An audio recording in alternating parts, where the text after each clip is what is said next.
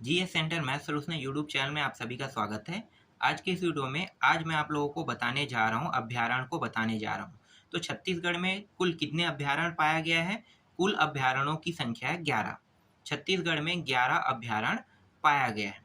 अब इन 11 अभयारण्यों को कैसे याद करोगे? तो याद करने का एक सिंपल मैंने ट्रिक बनाया है। इस ट्रिक से अगर याद करोगे तो आसानी से याद कर सकते हो। देखो, यहाँ पे ये होता है पूर्व होता है, ये पश्चिम होता है, ये उत्तर होता है, दक्षिण होता है। हर एक में पूरब, पश्चिम, उत्तर, दक्षिण, हर डायरेक्शन में कितने कितने अभयारण्य आ रहे हैं, पहले इसको देखते हैं। तो देखो, सबसे आसान है जिसमें सबसे कम अभयारण्य आ रहा है, जिस डायरेक्शन में, उस डायरेक्शन को देखो। तो यहाँ पे देखो, मैं आपको दिखाता हूँ।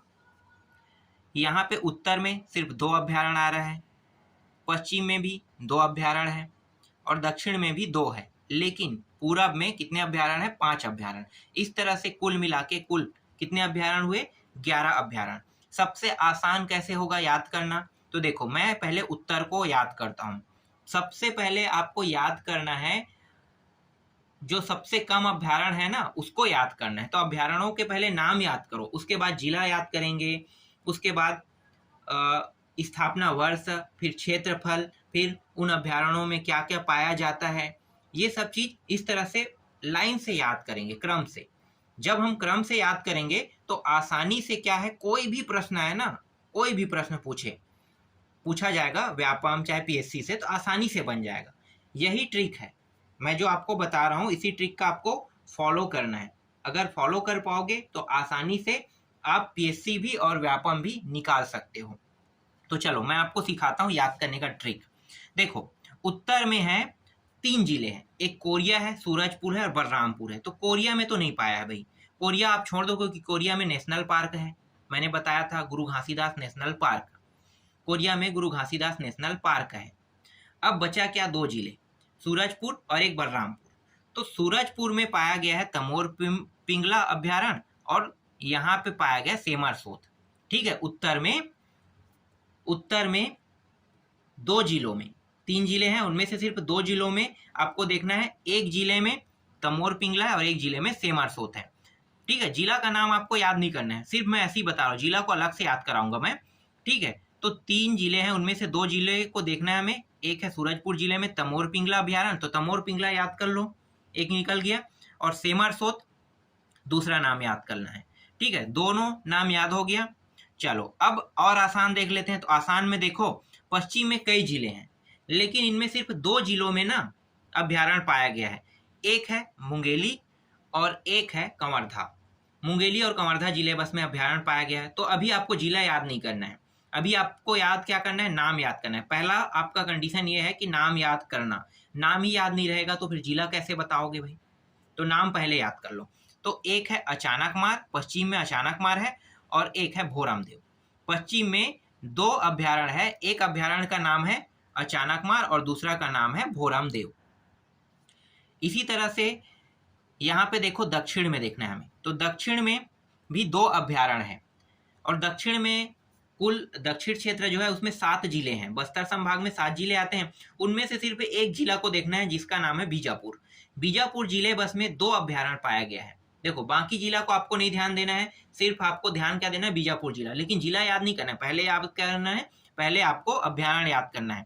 तो भैरमगढ़ और पामेड़, भैरमगढ़ और पामेड़ जो है वो दक्षिण क्षेत्र में पाया गया है। मतलब दक्षिण में अभयारण्य अगर पूछा जाए, या दक्षिण, आप याद जैसा करना चाहो वैसा कर सकते हो, लेकिन शॉर्टकट ट्रिक मैं बता रहा हूँ। दक्षिण में, दक्षिण जो क्षेत्र है उसमें अभयारण्य पाया गया, एक तो भैरमगढ़ और एक है पामेड़ है।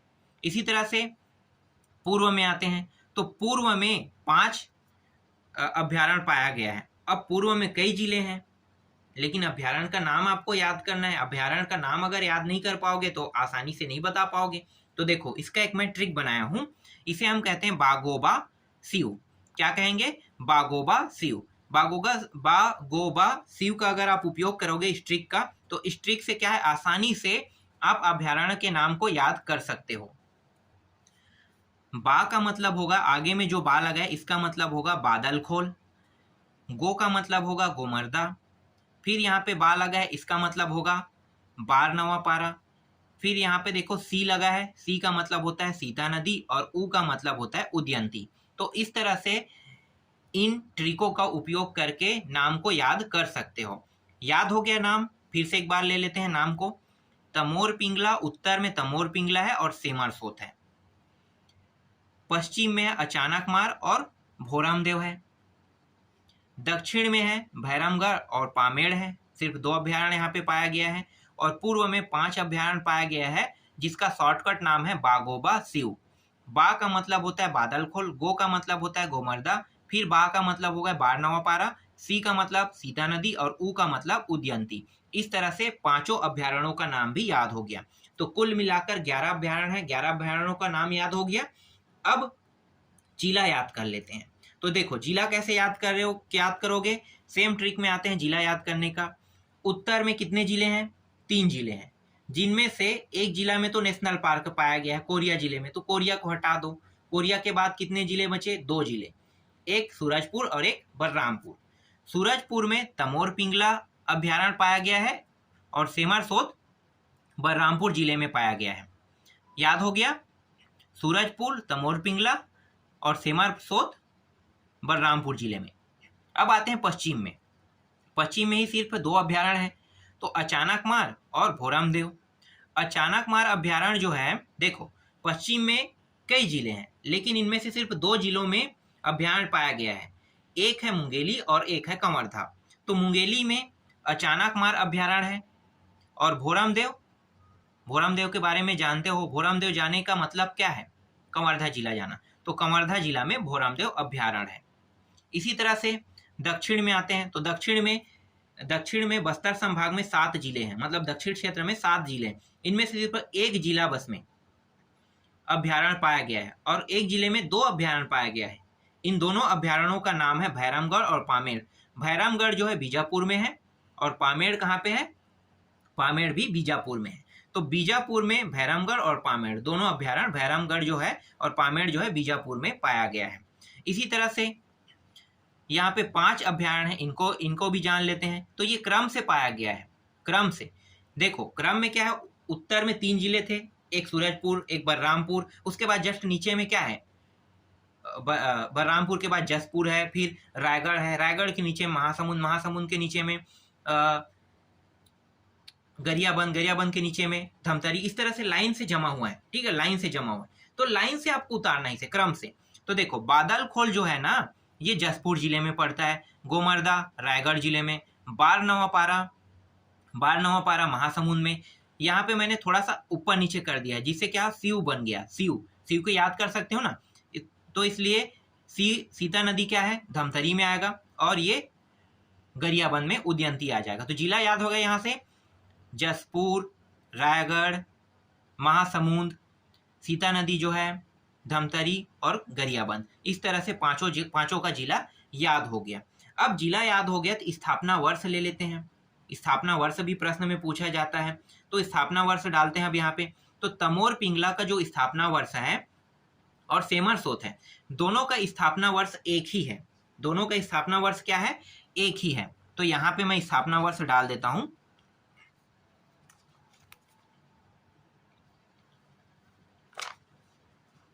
तमोर पिंगला और सेमारसोत का स्थापना वर्ष है दोनों का, यहाँ से कंबाइन कर दो इसे इस तरह से, और इन दोनों का स्थापना वर्ष हो रहा है 1978। याद रहेगा, उत्तर के दोनों अभ्यारण्य जो है, अभ्यारण्य को बनाया गया 1978, मतलब 1978 में बनाया गया है। याद हो गया, बहुत आसान था। अब अचानक मार और भोरामदेव को देख लेते हैं, जो मुंगेली और कवर्धा जिले में है। तो मुंगेली और कवर्धा जिले में इस अभ्यारण्य को कब बनाया गया था, अचानक मार और भोरामदेव को? तो अचानक मार को बनाया गया था 1975 में बनाया गया था और भोरामदेव को बनाया गया था 2001 में बनाया गया था। देखो डेट अलग अलग है। ये सबसे नया अभ्यारण्य माना जाता है क्योंकि सबसे अंतिम में भोरामदेव को बनाया गया था। अभी सिर्फ सन बस याद करो, हर चीज मैं बताऊंगा इसके बारे में। अचानक मार 1975 में बनाया गया है और भोरामदेव को 2001 में बनाया गया है। याद हो गया ये भी। चलो अब देख लेते हैं भैरमगढ़ को, देख लेते हैं। तो भैरमगढ़ जो है ना, वो बीजापुर में है, और बीजापुर में जो अभ्यारण्य है, इन दोनों अभ्यारण्यों को सेम डेट में बनाया गया है, 1983 में बनाया गया है। दोनों अभ्यारण्यों को 1983 में अभ्यारण्य के रूप में दर्जा दिया गया है, मतलब अभ्यारण्य को 1983 मतलब 1983 में बनाया गया है। याद हो गया ये भी। आगे देखते हैं, बादलखोल, गोमर्दा, ये बचा है ना। तो बादलखोल, गोमर्दा, बार नवपारा, सीता नदी, उदयंती, इन सभी को कब कब बनाया गया है? तो बादलखोल, गोमर्दा, बादलखोल और गोमर्दा जो है, इन दोनों को एक ही डेट में बनाया गया है। कब? 1975। ठीक है, 1975 में बादलखोल और गोमर्दा को बनाया गया है। बागोबा मतलब बादलखोल, गोमर्दा और फिर बार नवपारा। बार नवपारा को इसके एक साल बाद बनाया गया है, 1976 में बनाया गया है। फिर सीता नदी में आते हैं। सीता नदी को 1974 में, मतलब इन दोनों के पहले बनाया गया है, 1974 में। अब आते हैं उदयंती में। उदयंती को बनाया गया है 1983 में। सभी का सन याद होगा, यहाँ भी आसान था सन याद करने का तरीका। अब क्या ऐड करेंगे? अब ये क्षेत्रफल, एरिया ऐड करेंगे सभी में। तो सभी का जो एरिया है ना, अलग अलग रहेगा। तमोर पिंगला, फिर से शुरू करते हैं, शुरुआत से तमोर पिंगला। ठीक है, तो तमोर पिंगला का क्षेत्रफल कितना है? तो सबसे बड़ा अभ्यारण्य इसी को कहा जाता है। तमोर पिंगला जो है 608 वर्ग किलोमीटर है। ठीक है, वर्ग किलोमीटर। तो मैं सिर्फ यहाँ पे 608 लिख रहा हूँ। 608 वर्ग किलोमीटर तमोर पिंगला का है। फिर सेमरसोत में आते हैं। तो सेमरसोत जो है वो 430 है, 430 वर्ग किलोमीटर। इसे याद रखना थोड़ा सा डिफिकल्ट है। तो इसे कैसे याद करोगे? पहले दो दो को याद करोगे, दो दो याद होने के बाद फिर पश्चिम के दो याद करना, फिर दक्षिण के दो याद करना, फिर पूरब के 5 को याद करना। तो अलग अलग खंड में बांट के याद करना, ठीक है, तभी याद हो पाएगा, ऐसे में याद नहीं हो पाएगा। तो याद कैसे करना है? तमोर पिंगला का जो क्षेत्रफल है वो 608 वर्ग किलोमीटर है। सेमरसोत का 430 वर्ग किलोमीटर है। अचानक मार्ग का देखते हैं। तो अचानक मार्ग का है 552 है, 552 वर्ग किलोमीटर है। भोरमदेव का वर्ग किलोमीटर है 163 वर्ग किलोमीटर है। ठीक है, क्षेत्रफल 163 वर्ग किलोमीटर है। दक्षिण में देखते हैं। तो दक्षिण में भैरमगढ़ और पामेड़ है। भैरमगढ़ पामेड़ में देखते हैं। तो भैरमगढ़ का जो है वो है 139 है, 139। ठीक है, 39 मान लो। और पामेड़ का जो है वो है 265 वर्ग किलोमीटर है। इस तरह से अलग अलग याद करोगे तो याद होगा। समझ में आ गया? चलो आगे देखते हैं। इसके बाद देखो, यहाँ पे आते हैं, बादलखोल में आते हैं। ठीक है, बादलखोल का जो क्षेत्रफल है वो है 265 है। इसका कितना है? 245। एक सेकंड कितना है? 200, एक मिनट ना, बादलखोल का 265 नहीं होगा, बहुत ज़्यादा हो रहा है, 105 होना चाहिए, क्योंकि ये छोटा है। तो 105 सबसे छोटा मानते हैं इसे, तो 105 है। ठीक है, 105 बादलखोल का रहेगा। बादलखोल के बाद आता है गोमर्दा। गोमर्दा का रहेगा 278। तो यहाँ पे मैं 2278 लिख लेता हूँ। ठीक है, गोमर्दा का हो गया 278 हो गया। फिर बार नवापारा का देखते हैं। तो बार नवापारा जो है, इसकी जो साइज है, मतलब क्षेत्रफल है, ये है 245, 245। ठीक है, 245, 245। सीता नदी को देखते हैं। तो सीता नदी का है 259 है, 559 है। सीता नदी का हो जाएगा 559। सॉरी, यहाँ पे सीता नदी में आ गया क्या? हाँ, ठीक तो है। तो सीता नदी का 559। इसके बाद उदयंती है ना, उदयंती को देखना है। उदयंती में आ जाएगा 230 आ जाएगा।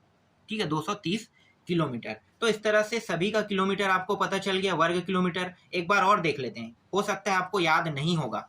ठीक है, तो याद कर लेते हैं। तमोर पिंगला 608 वर्ग किलोमीटर क्षेत्रफल। सेमरसोत का 430 वर्ग किलोमीटर क्षेत्रफल है। उत्तर के दोनों याद हो गए। पश्चिम में देख लेते हैं। पश्चिम में अचानक मार्ग है। अचानक मार्ग का 552 वर्ग किलोमीटर है, और भोरमदेव का 163 वर्ग किलोमीटर है। इसके बाद दक्षिण में आते हैं। भैरमगढ़ का 139 वर्ग किलोमीटर क्षेत्रफल है। पामेड़ का 265 वर्ग किलोमीटर क्षेत्रफल है। इसी तरह से बादलखोल का है। ठीक है, बादलखोल का है 105 वर्ग किलोमीटर क्षेत्रफल है। गोमर्दा का 278 वर्ग किलोमीटर क्षेत्रफल है। बार नवापारा का 245 वर्ग किलोमीटर है। सीता नदी का 559 वर्ग किलोमीटर है, और 230 उदयंती का है। तो इस तरह से याद हो गया होगा। अब नहीं हुआ है तो बार बार आप दोहराना, याद हो जाएगा। सेम ट्रिक, जैसे मैं ट्रिक बता रहा हूँ उसी ट्रिक में आपको याद करना है। चलो अब क्या क्या पाया जाता है उसको देख लेते हैं। ठीक है, तो यहाँ पे जो तमोर पिंगला और सेमर सोत है ना, इसमें पाया क्या जाता है, तो दोनों में नीलगाय पाया जाता है। ठीक है, इसमें भी दोनों में क्या पाया जाता है, नीलगाय। नीलगाय याद रहेगा क्या पाया जाता है, उत्तर के दोनों जो अभ्यारण्य है उसमें पाया जाता है नीलगाय। तो नीलगाय याद हो गया।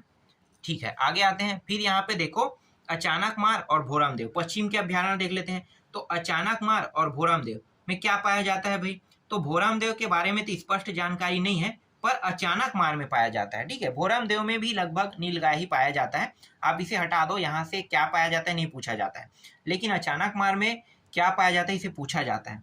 तो यहाँ पे आपको लिखना है बाघ। ठीक है, क्या पाया जाता है, बाघ मतलब टाइगर। ठीक है, टाइगर याद रखना, बाघ पाया जाता है अचानक मार में, याद रहेगा। ठीक है, भोरमदेव के बारे में कोई विशेष जानकारी नहीं है, आपको छोड़ देना है। दक्षिण में आते हैं। दक्षिण में जो भैरमगढ़ है और पामेड़ है, यहाँ भी कोई विशेष जानकारी नहीं है इसके बारे में, तो इसको भी आप छोड़ दो। यहाँ से इस तरह से प्रश्न नहीं पूछा जाएगा, यहाँ पे सिर्फ जिला पूछा जाएगा। ठीक है, जिला आपको पता है किस जिले में पड़ता है, आगे मुझे इसे बताने की जरूरत तो नहीं है। ठीक है, याद हो गया ये भी। यहाँ पे कुछ विशेष नहीं पाया जाता है, सिर्फ 8 अभ्यारण्य में बस पाया जाता है, बाकी 3 अभ्यारण्य में कुछ भी आपको विशेष नहीं जानना है। और वो 3 कौन कौन सा है, एक है भोरमदेव, ठीक है, पश्चिम का एक भोरमदेव है, दक्षिण से भैरमगढ़ और पामेड़ है, यहाँ भी कुछ विशेष जानकारी आपको नहीं जानना है, बाकी सभी में विशेष जानकारी जानना है। इसके बाद आते हैं बादल खोल।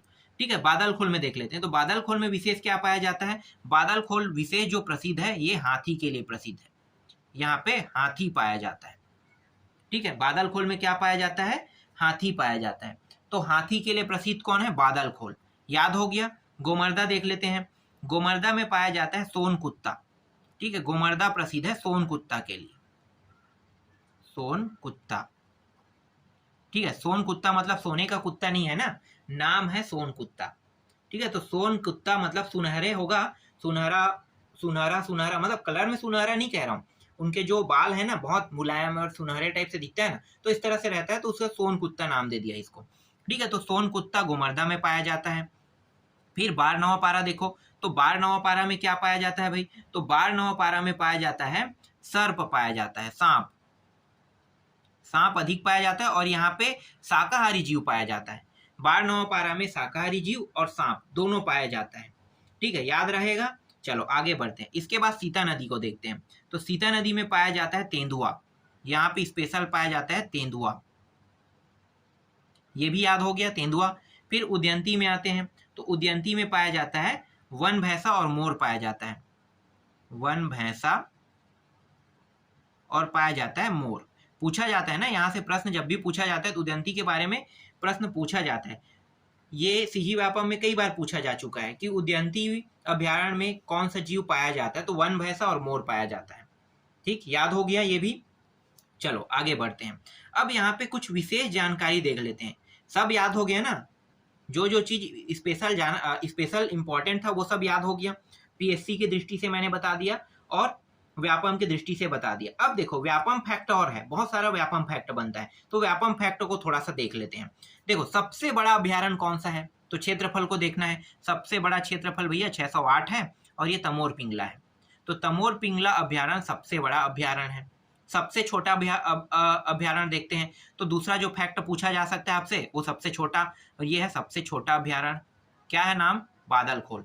बादल खोल अभ्यारण्य सबसे छोटा अभ्यारण्य है। इस तरह से प्रश्न पूछता है ना, याद रखना।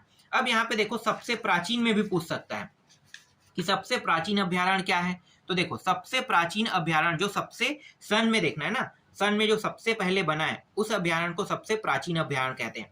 तो देखो यहाँ पे 1974 में बना है सीता नदी, तो सीता नदी क्या हो गया, सबसे प्राचीन अभ्यारण्य हो गया। और सबसे लेट में कौन सा अभ्यारण्य बना है, भोरमदेव 2001 में बना है। तो मतलब क्या है, भोरमदेव नया अभ्यारण्य है और प्राचीन अभ्यारण्य क्या है, सीता नदी है। यहाँ पे 4 फैक्ट निकल गया, याद हो गए चारों फैक्ट। सबसे बड़ा तमोर पिंगला और सबसे छोटा बादल खोल। क्षेत्रफल आपको पता है, क्षेत्रफल ही इसे डिसाइड कर रहा है। अब सबसे पहले जो बना है वो सबसे पुराना होगा, प्राचीन, तो सीता नदी सबसे पहले बना है, और सबसे बाद में भोरमदेव बना है, तो सबसे नवीन कहते हैं उसे, ये भी याद हो गया। ठीक है, कुछ विशेष और जानकारी है जिसके बारे में जान लेते हैं। देखो कुछ जगह में दार्शनिक स्थल पाया गया है, कुछ जगह में कुछ अभ्यारण्य, चलो छोड़ो उसको, हटा दो, ठीक है, वो इतना इंपॉर्टेंट नहीं, उसको मैं आपको इतिहास में बता दूंगा। ठीक है, तो बस इतना ही अभी आप जानो, जितना मैंने अभी आपको बताया वो सब याद तो हो गया ना, बस इतना ही फैक्ट आपको याद करना है।